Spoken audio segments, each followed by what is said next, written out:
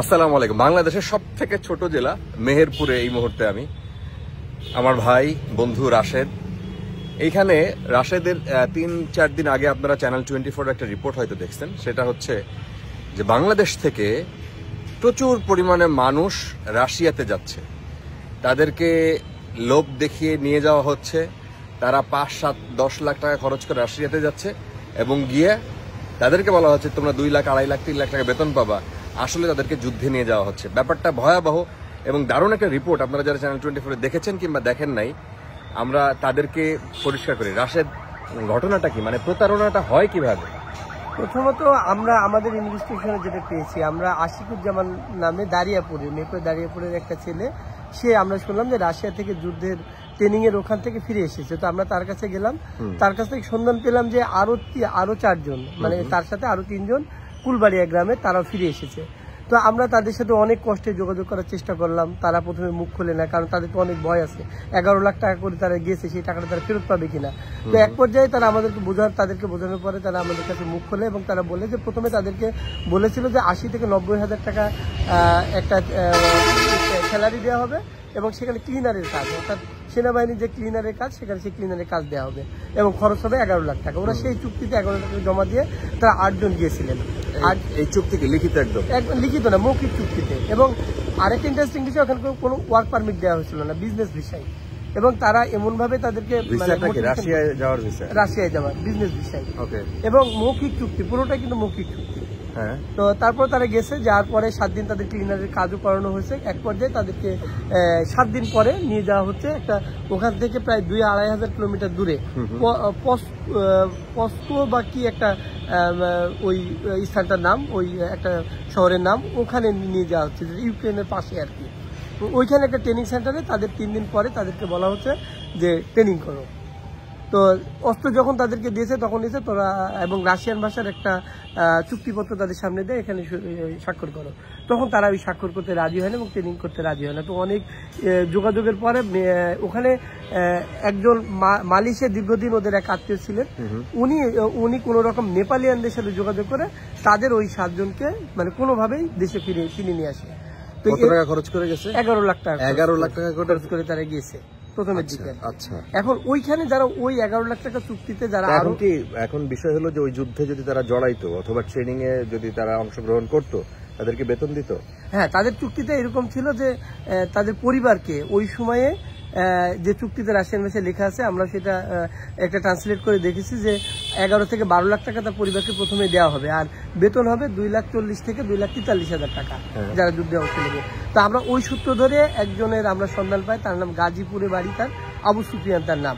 তো সে অলরেডি যুদ্ধ করে রাশিয়ার মস্কোর একটি হাসপাতালে আহত অবস্থায় ভর্তি হয়ে আছে। তো আমরা হোয়াটসঅ্যাপে তাদের সাথে যোগাযোগ করার তার সাথে চেষ্টা করলাম।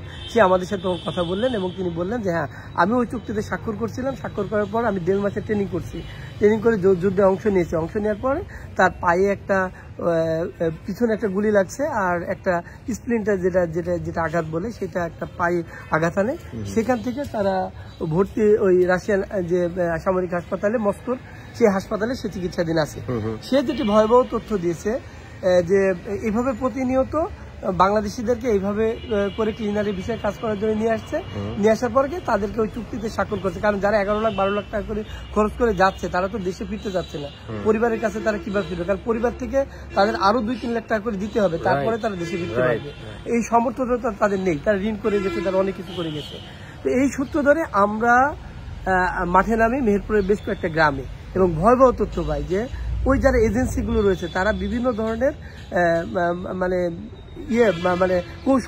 কৌশল বদলাচ্ছে। এবার তারা কি করছে, রুট পারমিট দিয়ে দিচ্ছে, ওয়ার্ক পারমিট দিয়ে দিচ্ছে। ওয়ার্ক পারমিট দিলে তারা বুঝছে যে ক্লিনারের কাজ, এবং ওয়ার্ক পারমিটের তাদের সাথে যে চুক্তি হচ্ছে, বলছে যে কোন কোম্পানির ওয়ার্ক পারমিট, হ্যাঁ কোম্পানির ওয়ার্ক পারমিট, যে এজেন্সির মাধ্যমে যাচ্ছে সেই এজেন্সি দিয়ে ওখানে একটা ওয়ার্ক পারমিট তাদেরকে দিয়ে দিচ্ছে। এবং তাদেরকে বলা হচ্ছে যে 6 লাখ টাকা চুক্তি, তোমার সাথে যখন মৌখিক চুক্তি হবে 1 লাখ টাকা দিবা, ওয়ার্ক পারমিট আসলে তুমি 2 লাখ দিবা, আর যখন তুমি যেতে পারবা তখন বাদ বাকি টাকা তুমি দিবা, ওই রাশিয়ায় গিয়ে দিবা। এখন এইতে তো সবাই রাজি হতেছে, বেতন 70 থেকে 80 হাজার টাকা। ওখানে গিয়ে যে ইন্টারেস্টিং ঘটনা ঘটছে, তারা যখন ওখানে পৌঁছাচ্ছে তখন তাদেরকে নতুন চুক্তিপত্র দেওয়া হচ্ছে, ওই ওয়ার্ক পারমিটে তাদের কাজ দেওয়া হচ্ছে না। তাদেরকে নতুন ওই যে রাশিয়ান ভাষার যে চুক্তিপত্র সেই চুক্তিপত্র দিচ্ছে। এটা কৌশলটা বদলেছে, কারণ ওই যে বিজনেস ভিসায় গেছে ওইটা নিয়ে অনেক প্রশ্ন ছিল এবং বিমানবন্দরে তাদেরকে আটকে দেওয়া হচ্ছে। এইটা শুনে তারা কৌশলটা মানে নতুন কৌশল অবলম্বন করছে কি, তারা ওই দেশ থেকে যে কোনো কোম্পানির ওয়ার্ক পারমিট নিচ্ছে, নিয়ে এই ওয়ার্ক পারমিট তাদেরকে দিয়ে দিচ্ছে। ওই ওয়ার্ক পারমিট ওখানে গিয়ে 7 দিন কাজ করানোর পর ওটা ফেলে দিচ্ছে, ফেলে দিয়ে নতুন করে রাশিয়ান ভাষার আরেকটা চুক্তি দিয়ে তারা যুদ্ধে অংশ নিচ্ছে। এবং একজন ভয়াবহ তথ্য দিলেন, যিনি যুদ্ধে করছেন, বলছেন যে একটা রিক্রুটিং এজেন্সির মাধ্যমে তার জানা মতে 4,500 বাংলাদেশি গেছে, এবং নামি দামি একটা রিক্রুটিং এজেন্সি। সে আমাকে নাম বলেনি, কারণ এই জন্য বললেন সে নাম বললে সে বিপদে পড়বে, ওখান থেকে বিপদে পড়বে। সে বলছে একটা রিক্রুটিং এজেন্সি। আর আমরা যেটা এই লোকালি যে মেহেরপুরে যে সংবাদ পেয়েছি বেশ কয়েকটা জায়গায়, সেখানে আপনার 5-6টা রিক্রুটিং এজেন্সির নাম আমরা পাইছি, যারা বিভিন্ন মাধ্যমে এদেরকে মানে গ্রাম পর্যায়ে দালাল তারা ছড়াই দিয়েছে। লোকাল দালাল এমন একজনকে দালাল ঠিক করছে যে সেও রাশিয়ায় যাবে, তাকে বলছে যে তুমি 7 জন ম্যানেজ করো, তাহলে তোমার টাকাটা লাগবে না। আচ্ছা, তখন সে ওই চুক্তিপত্র তৈরি করছে, চুক্তিপত্র করে ব্লাইং চেক দিয়ে দিচ্ছে, চেক দিয়ে ওখানে স্বাক্ষর করে দিচ্ছে যে যদি তোমাকে না নিয়ে যেতে পারি তাহলে তোমাকে আমি 11 লাখ টাকা দেবো, তুমি তোমাকে 6 লাখ টাকা দিচ্ছ, তোমাকে আমি 11 লাখ টাকা দেবো। এখন নতুন করে এই কৌশল তারা অবলম্বন করছে। তার মানে এখন তাইলে কি বা কোনো এজেন্সির নাম কি আপনি প্রকাশ করবেন? হ্যাঁ, অবশ্যই। আমরা 2টা এজেন্সির নাম পেয়েছি, তো একটা হচ্ছে আমাদের মনে নেই, একটার নাম আমার মনে আছে। নাম আমার ভিডিওতে প্রকাশ করা কি ঠিক হবে?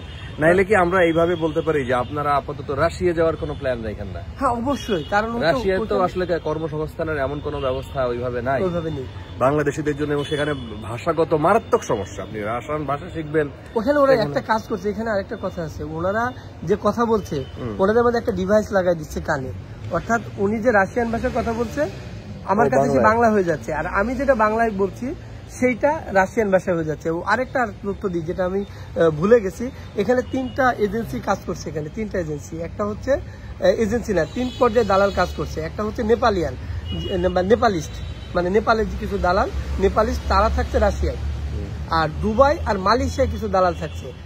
এই দুবাই আর মালয়েশিয়ার লোকজন তারা বাংলাদেশ থেকে একটা রিক্রুটিং এজেন্সির মাধ্যমে লোকজনগুলো সংগ্রহ করছে, করে এরা দিয়ে দিচ্ছে। দুবাই গিয়ে টাকার লেনদেন হচ্ছে, দুবাই থেকে নেপালিস্টদের হাতে দিয়ে দিচ্ছে। নেপালিস্টরা তখন ওই যুদ্ধের ময়দানে তাদেরকে নিয়ে যাচ্ছে, ওই ট্রেনিং সেন্টারে তাদেরকে নিয়ে যাচ্ছে। এই 3 পর্যায়ে দালাল তারা আমাদের অনুসন্ধানে এতগুলো আমরা পেয়েছি। এখন মানুষকে কি বলে সচেতন করবেন? মানুষকে ওখানে যারা আছেন, যারা যুদ্ধে জড়ায় গেছেন, তারা একটা কথা বলছেন যে ওখানে মানে কোনো ধরনের ক্লিনারের বা কোনো ধরনের যারা বলছে যে ওই যে গার্মেন্টস সেক্টরে বা কারখানায় কাজ দেবে বা এই ধরনের কোনো অপশনই রাশিয়ায় নেই। আপনারা রাশিয়ায় এসেন না, রাশিয়ায় আসলে আপনাদেরকে বাধ্য হয়ে যুদ্ধে যেতে হবে। ওরা বাধ্য করছে না, কিন্তু আপনি যে টাকার বিনিময়ে যাবেন আবার ফেরত এসে টাকা আপনার থাকবে না, তখন আপনাকে বাধ্য হয়ে ওই যুদ্ধে অংশ নিতে পারেন। সবচেয়ে বড় কথা ওনারা যেটা বলছে যে যারা বাংলাদেশিরা যাচ্ছে তাদেরকে ফ্রন্ট লাইনার হিসেবে ব্যবহার করা হচ্ছে, তাদেরকে সামনে দিয়ে দেওয়া হচ্ছে, আর ওনারা থাকতে পিছনে, আর একটা বাংকারের মধ্যে রাখা হচ্ছে। সেই বাংকারে পানি থাকছে না, খাবার ঠিকভাবে থাকছে না, এবং পরিবারের সাথে যোগাযোগ করতে হলে একটা নির্দিষ্ট ওয়াইফাই আছে, যে সেখান থেকে দেখা যাচ্ছে যে 500 গজ 600 গজ বা মানে 1 কিলো দূরে, সেখানে গিয়ে সেই নেটওয়ার্কের মধ্যে যখন যাবে তখন সে পরিবারের সাথে যোগাযোগ করতে পারছে। আরেকজন বলছে যে এই যে ক্ষুধার্ত অবস্থায় পানি পাচ্ছে না, 1 গ্লাস পানি 3-4 জন মানে 1 গ্লাস পানি 3-4 জন ভাগাভাগি করে খাচ্ছে। আবার ওই যে 16 কেজি 17 কেজি যে অস্ত্র নিয়ে তাদেরকে যুদ্ধে যেতে হচ্ছে। অর্থাৎ তারা বলছে যে খুব বেশি মানে ওরা যদি 6-7 মাস থাকে তাহলে কিন্তু অসুস্থ হয়ে যাবে। আর 1 বছরের যদি চুক্তি করে ফেলে 1 বছরের মধ্যে দেশে ফেরার কোনো অপশন তাদের নেই। এই 6-7 মাসে তাদেরকে কত টাকা করে বেতন দেয়? ওদেরকে যে 2 লাখ, যারা যুদ্ধে চুক্তি করছে তাদেরকে 2,40,000 বা 43,000 টাকা এখন বাংলাদেশি টাকা। কিন্তু আমাদের প্রশ্ন হচ্ছে যে এখনো আমরা কিন্তু যারা এই যে গেছে তার পরিবারকে কত করে পাঠাইছে সেই তথ্যটা এখনো আমরা পাইনি। আসলে কি 2,43,000 টাকা তারা দিতে পারছে না? এজেন্সি মানে একজনেরও পান নাই যে পাঠাইছে না। এটা যেহেতু মেহেরপুরে যারা গেছিল তারা ঘুরে এসছে, মেহেরপুরে যারা গিয়েছিল তারা ঘুরে এসছে, তারা ওই অংশ নেয়নি। কিন্তু আমরা গাজীপুরের সাথে যাদের কথা বললাম তাদের মধ্যে কয়েকজন বললো যে পুরো টাকাটা আমরা পাঠাতে পারছি না, আমরা তো 80-90 হাজার টাকা পাঠাতে পারছি, বাদ বাকি টাকা পাঠাতে পারছি না। এখন আমাদের সাথে আরো 2 জনের সাথে কথা ছিল, কিন্তু এখানকার রিক্রুটিং এজেন্সি তারা জেনে ফেলেছে, তারা ভয় দেখাচ্ছে এখন আমাদের সাথে যেন কোনো রকম কথা না বলে। তো মানে সাবধানতা অবলম্বন করতে হবে এই সময়। দেখেন দেশে বেকারত্বের হার অনেক বেশি, প্রচুর মানুষ। খালি এজেন্সির নাম বলেন ভাই, খালি এজেন্সির নাম বলেন, যারা আপনি আস্থা রাখবেন, বিশ্বাস করবেন। আমি ভুলেও আর কোনোদিন কোনো এজেন্সির নাম আমি বলতে পারবো না, কারণ আমার নিজের কিছু শিক্ষা হয়েছে আর কি। তো এখন আপাতত আপনারা রাশিয়া যাওয়া থেকে বিরত থাকাটাই হচ্ছে বেটার। আপনি সমস্ত কিছু বেঁচে টেচে যে যা অভিজ্ঞতার কথা বললো রাশেদ, এটা ভয়াবহ। আপনি সমস্ত কিছু বেঁচে টেচে আপনি যা দেখলে যে আপনি যুদ্ধের মধ্যে যা পড়ছেন। হ্যাঁ, তো আমরা আপাতত আপনাদেরকে অনুরোধ করবো, ভাই আগে বাইচে থাকতে